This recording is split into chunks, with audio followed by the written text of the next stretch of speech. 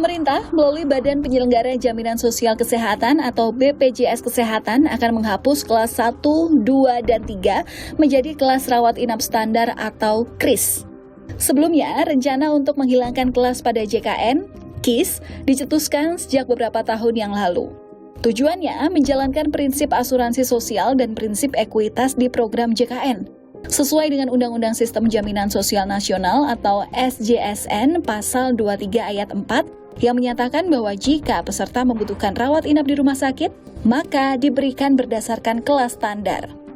Prinsip ekuitas artinya kesamaan dalam memperoleh pelayanan sesuai dengan kebutuhan medisnya yang tidak terikat dengan besaran iuran yang telah dibayarkan. Menurut rencana, BPJS akan melakukan tahap uji coba kebijakan ini pada bulan Juli 2022 mendatang. Tapi yang jelas itu 2022 itu kemudian dimulai uji coba.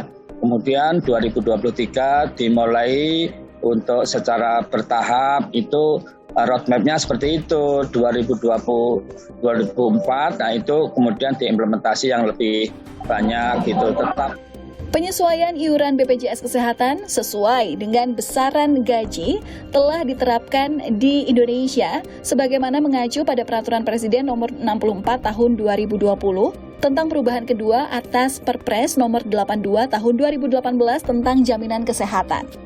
Saat ini, peserta pekerja penerima upah atau pekerja formal baik penyelenggara negara seperti ASN, TNI, Polri, maupun pekerja swasta memiliki besaran iuran BPJS Kesehatan yang telah disesuaikan dengan gaji, yakni sebesar 5% dari upah dengan perincian 4% dibayarkan oleh pemberi kerja dan 1% oleh pekerja.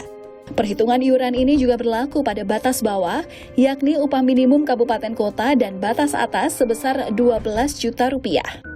Sekarang ini bagi mereka yang menerima gaji atau upah itu sudah berjalan dengan baik, yaitu 5%. 1% diambilkan dari gaji atau upah, 5% diambilkan atau 4% dibayarkan oleh pemberi kerja, jadi total 5%, seperti itu.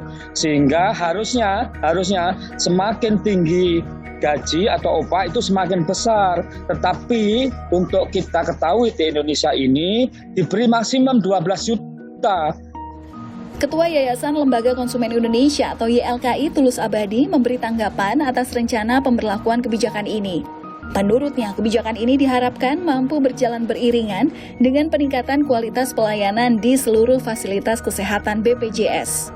Yang terpenting adalah tadi bagaimana BPJS Kesehatan, pelayanan BPJS Kesehatan dan juga mitra-mitra di rumah sakit itu tidak ada lagi atau menurunnya keluhan-keluhan yang terkait dengan lamanya antrian, baik antrian di rumah sakit atau antrian tindakan medis yang besar atau tidak ada disuruh beli obat lagi, obat tambahan ataupun hal-hal lainnya. Itu yang saya kira yang terpenting adalah untuk meningkatkan indeks pelayanan di BPJS Kesehatan menjadi semakin baik dan semakin prima. Sebelumnya, BPJS menawarkan iuran per bulan yang dapat dipilih sesuai kebutuhan berdasarkan kelas, yakni kelas 1 sebesar Rp150.000, kelas 2 sebesar Rp100.000, dan kelas 3 sebesar Rp35.000. Dan untuk diketahui, kelas 3 sebenarnya telah mendapat bantuan dari pemerintah sebesar Rp7.000 per orang per bulannya.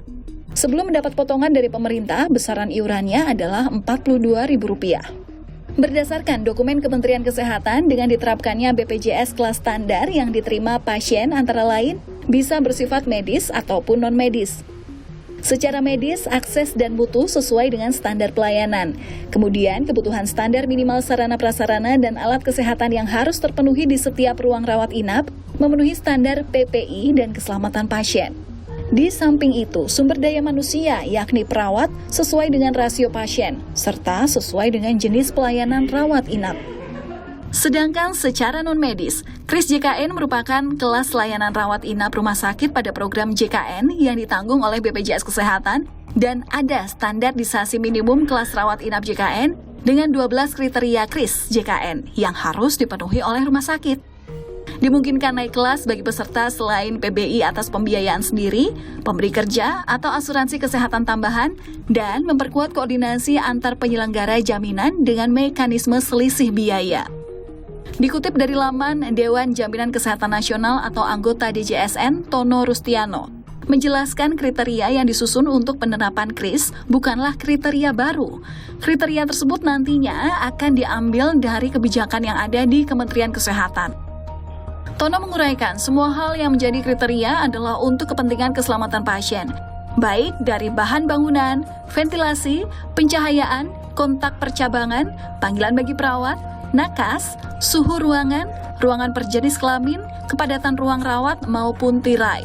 Di negara-negara lain, KRIS sudah diterapkan, misalnya di Kanada, Jerman, Prancis, Thailand, Korea, Filipina, Australia, Singapura, Turki, dan Nigeria.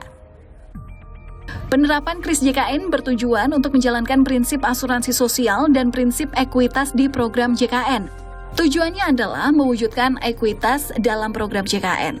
Maksud dari ekuitas di sini yaitu kesamaan dalam memperoleh pelayanan sesuai dengan kebutuhan medisnya yang tidak terikat dengan besaran iuran yang telah dibayarkannya. Hingga saat ini, rencana penyesuaian iuran BPJS Kesehatan bersama otoritas terkait sedang menyusun formula. Diharapkan dengan penerapan kebijakan iuran baru ini, seluruh layanan fasilitas kesehatan yang terintegrasi dengan sistem BPJS secara beriringan dapat meningkatkan pelayanannya, sehingga masyarakat dapat merasakan manfaatnya.